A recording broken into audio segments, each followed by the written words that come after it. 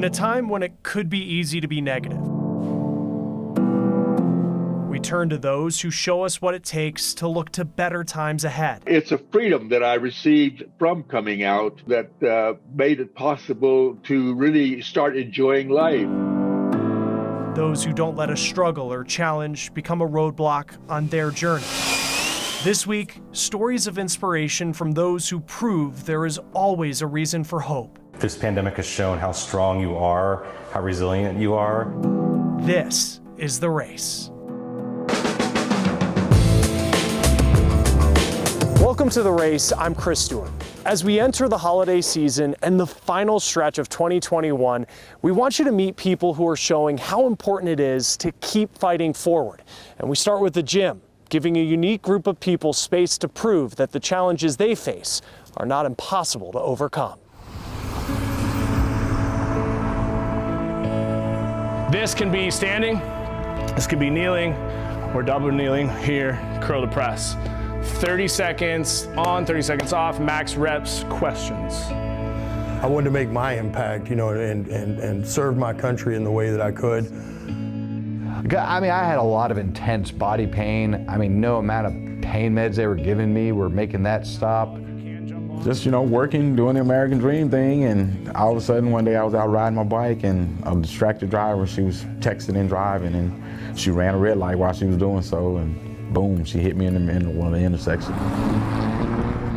Life can neither be easy nor expected. Changed my life from what it was then to what it is now. But for all the difficulty that adversity can carry, comes the opportunity to move past it. Inside this gym, oh, my arms are burning out! You'll find many who don't see unthinkable hardship as insurmountable challenge. It doesn't matter what your injury is, it's how you bounce back from that. An attack during a mission in Iraq in 2006 changed Green Beret Randy Nance's life forever. You look at yourself differently just because you do have some disabilities. And as much as I don't ever want to admit that or say that I'm disabled, it's a fact. I'm missing a part of my leg. His injuries ended his military career. I thought, man, the best years of my life may be behind me. It was the first time I'd ever had that thought. But then he stepped into Adaptive Training Foundation outside of Dallas. So that first class for me was pretty much life-changing. Doing hard things together galvanizes us, allows us to open up about the reason behind the reason why we feel stuck or why we feel limited in our lives. Runner, walker ready!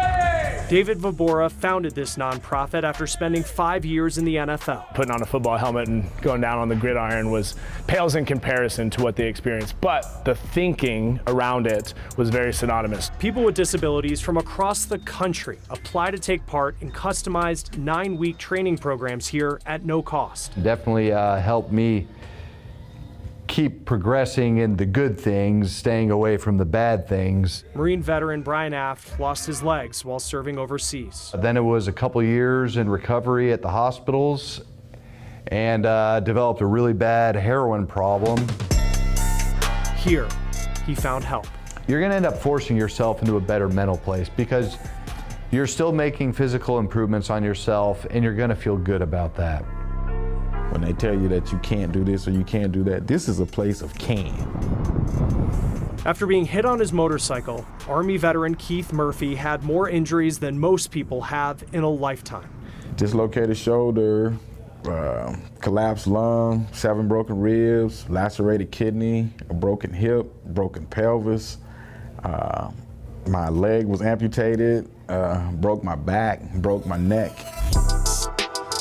But no injury could take away his ability to fight back.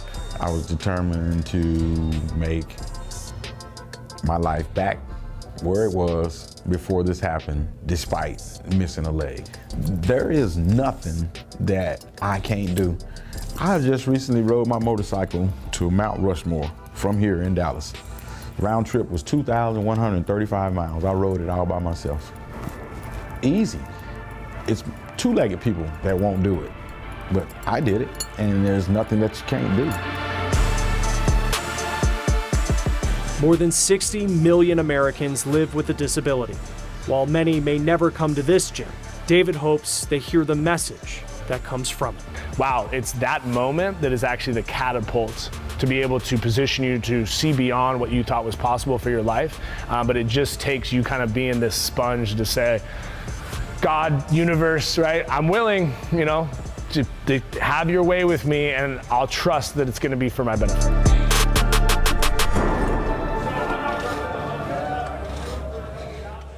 A Hmong refugee is living a life that, at one point, he could only dream of. Kung Feng Fa shared his story and hopes it inspires others. I often have flashbacks of Ban Vinai refugee camp. Ban Vinai was located in Thailand, but it was not considered Thai national space, and I was not a Thai citizen. Ban Vinai was an indeterminate space, and its closure in 1992 means it no longer exists on maps. I was born into this no man's land to Hmong refugees who escaped an unjust war in Laos, initiated by the United States in the 1960s. Thousands of Hmong made the ultimate sacrifice, becoming United States proxy soldiers during the Vietnam War. And yet, even today, many Americans do not know the story of the secret war and the scars it left on generations of my people. My parents, Mblia Cha and Tu Hua Pa, were in their early 20s when they were resettled in America with 3 small boys. I remember the frozen mist that stung my soft face as I stumbled off the plane. My weary feet touching the cold snow finally meant that I was grounded on a map for the first time. My new home was the city of Appleton, Wisconsin. Yet, life in America was not easy.